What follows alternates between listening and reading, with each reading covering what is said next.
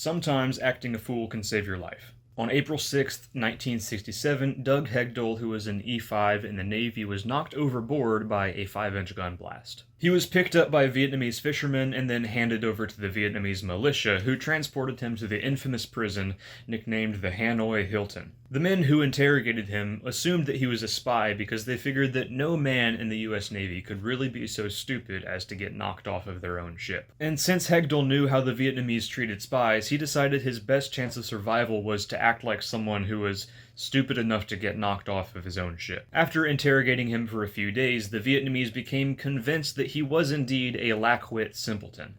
They asked him to write anti-American propaganda, and he pretended to be illiterate. They tried to teach him how to read and write. He pretended to be incapable of learning. This earned him the nickname the Incredibly Stupid One. Convinced that he was not a threat, the Vietnamese basically let Hegdal do whatever he wanted, roaming about the camp with almost free rein. Hegdal used this freedom as an opportunity to gain information about the camp and sabotage the Vietnamese.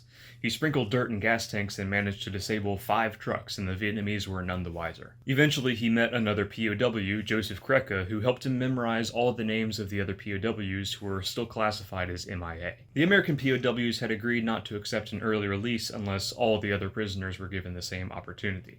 However, when the Vietnamese chose to release 3 POWs as a propaganda move, the Americans gave Hegdal their blessing so that he could testify against the Vietnamese. Having been released, Hegdal dropped his idiot persona and supplied the Navy with 256 names of prisoners, as well as information about the camp and the torture that its occupants endured. After the end of the war, he testified again at the Paris peace talks, personally confronting the Vietnamese. Finally, he used these experiences to help him during his time as a Navy SEER instructor in the School for Survival, Evasion, Resistance, and Escape. He taught all of his students, as well as the rest of America, that sometimes it's okay to be the right amount of stupid.